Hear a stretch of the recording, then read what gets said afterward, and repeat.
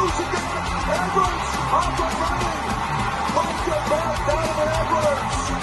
it off to Johnson. Boise State has won. Right now, and they take a downfield shot. And the catch is made. It's Riley Williams. Goes for the free.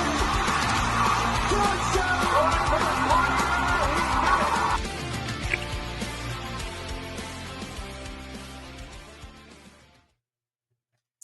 All right, everybody, welcome into another edition of the Gridiron Censored Podcast. And clearly, Georgia, you are up. We're talking season previews. We've been rolling through these for the last month and a half, 2 months. It's been a grind on it, but we're done with the SEC just about.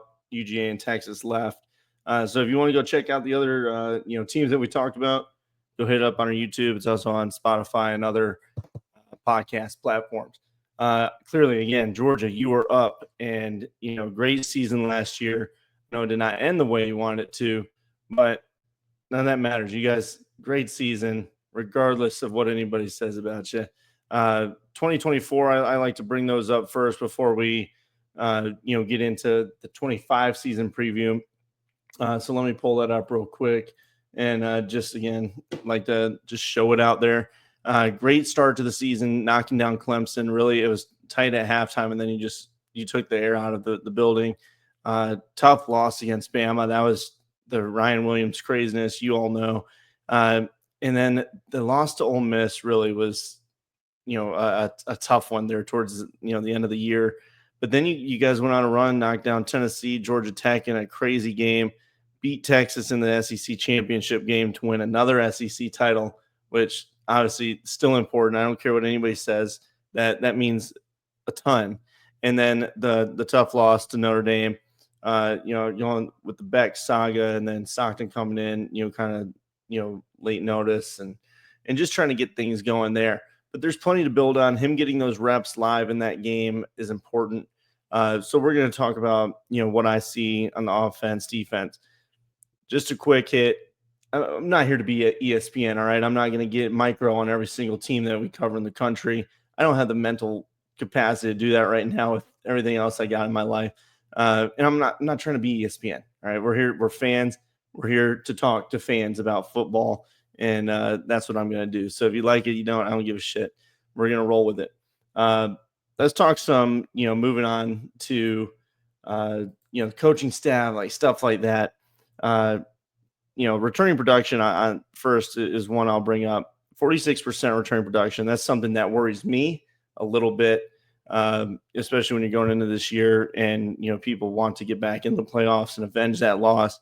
But the production, that matters. Good production matters more so than just returning production, obviously. Otherwise, you'd be like Oklahoma State, where they had, I think it was last year, they had 80-something% return production. And then they go out and they blow it. But it's just something that I look at. SV Plus, though, regardless, they still have you at the fourth best team in the country, according to the preseason advanced stats. And if you don't know about those, it's from Bill Conley, and that'll get changed up as the season goes and new data flows in. Either way, coaching side, Kirby, Mike Bobo, Schumann, they're all there. Same main crew. So coaching continuity is incredibly important. Muschamp did step away from what I read. They didn't really say why, but it doesn't really matter to me. He's gone. He's moved on.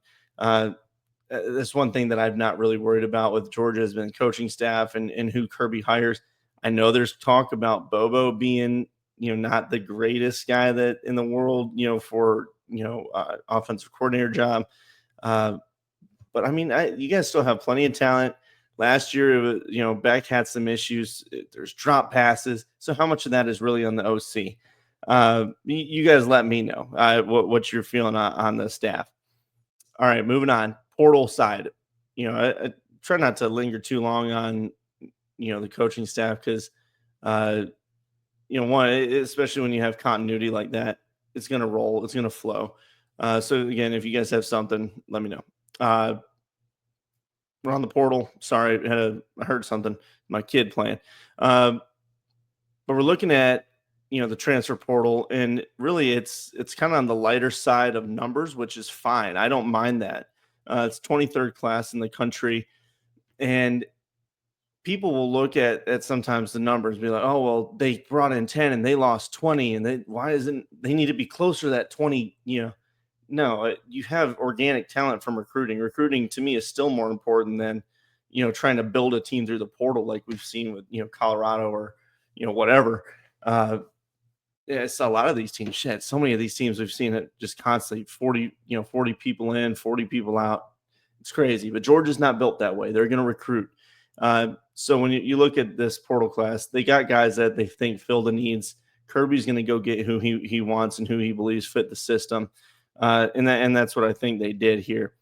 So again, key guys in Michael Bell, Zachariah Branch, Medozi, McCray, I think is a huge addition to this team at running back. I know it's Georgia. I know they're Georgia and Illinois is Illinois, but still he's a crucial part to that Illinois team.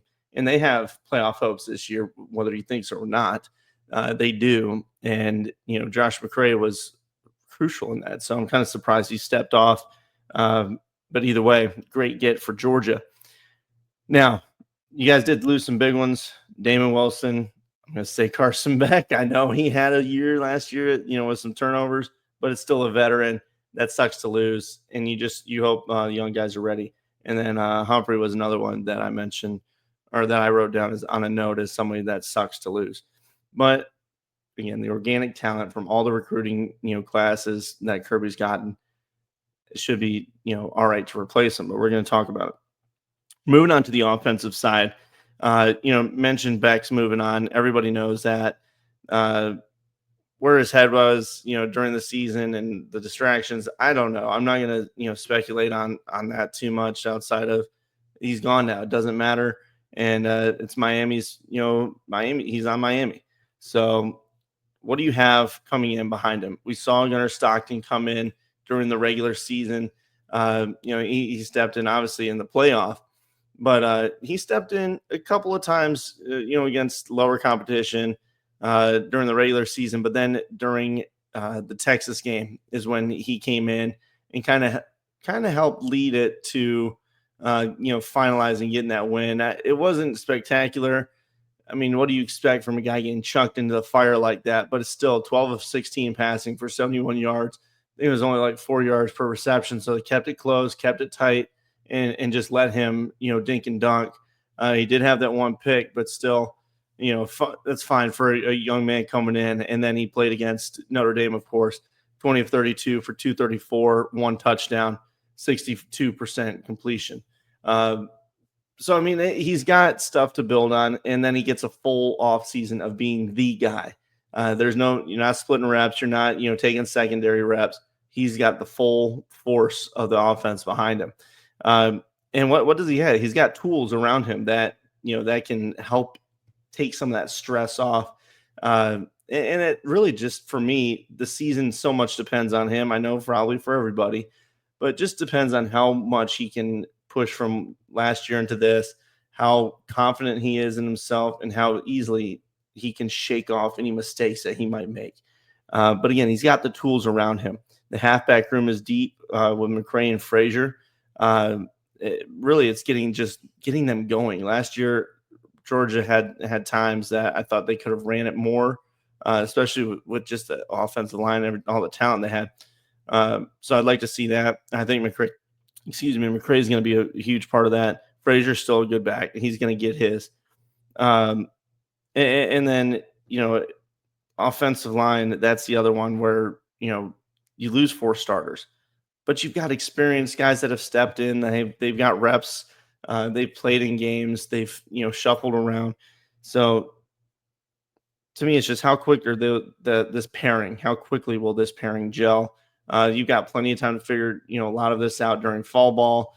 And that's coming up soon. We're going to start seeing this information come out and finalizing the roster spots. So I think you guys are going to be good there. It does concern me a tad early on, but you know how it is. You freaking know how it is with the offensive line.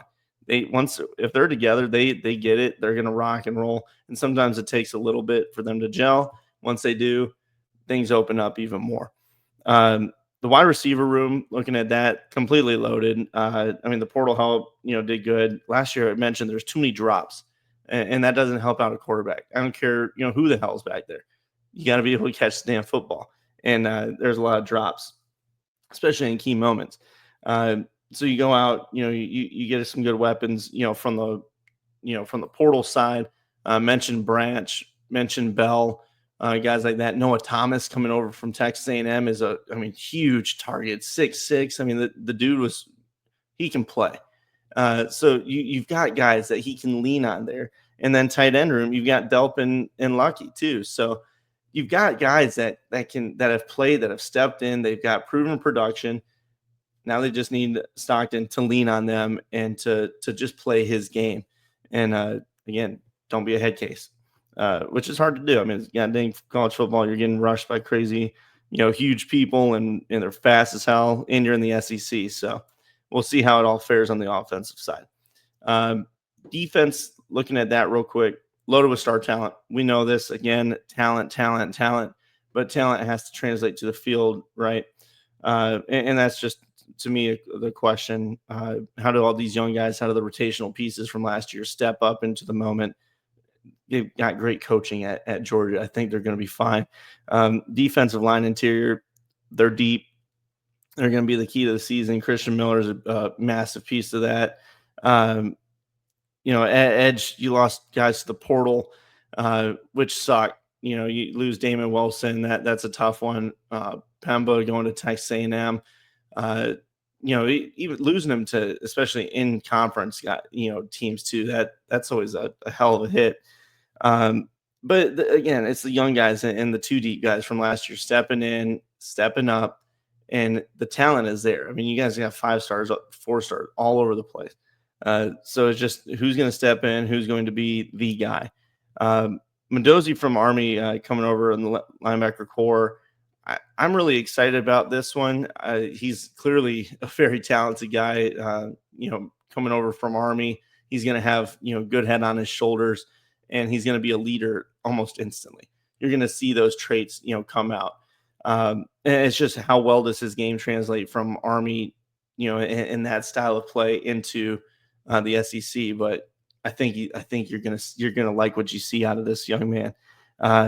So then you got him. It's a deep position. C.J. Allen, Chris Cole, Raylan Wilson.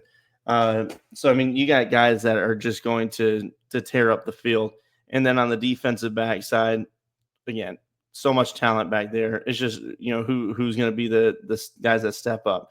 You got Jaden Harris coming in also from the portal. So that helps plus up any question marks that people might have of that area. Adrian Maddox coming in. He's a 6'3" safety coming over from UAB. Zion Branch coming over from USC. So you've got people coming in to plug in any gaps and at least fill up depth of guys, vets that have been around. But I like what this team has. And really, we'll look at the schedule here. Everything for me just goes on Stockton because the team's going to be stacked. I mean, like we all know that. So let's look at, the schedule real quick and get it pulled up here. Where can it go? There it is. All right. So looking at 2025 schedule here for UGA. And again, this team has everything in front of them. Marshall early, Austin P. You get the ability. Marshall's a team that's gone through a lot of changes. So there's no issue on these. You're not going to pull a Notre Dame and drop some group of 5 teams like that, right?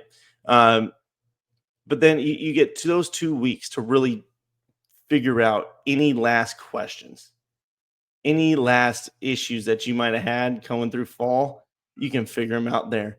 And then guess what? You got Tennessee. At Tennessee. That's going to be a tough game. The Nico saga is done for them. Aguilar comes in. I think he's a talented quarterback.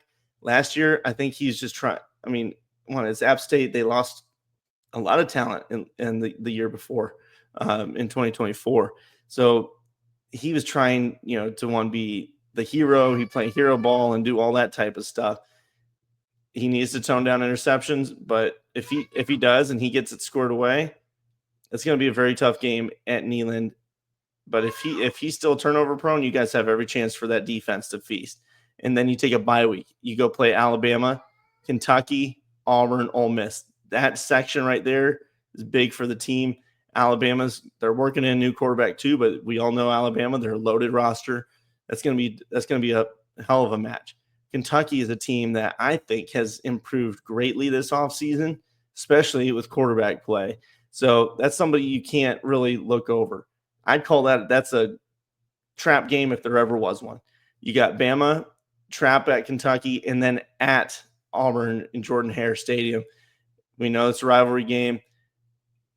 I think they're improved. I've seen a lot of people say that they're gonna maybe go 4 wins. I just think the talent on that team's too strong. I mean, I get the Jackson Arnold question. I have it as well, but still, they're a talented roster.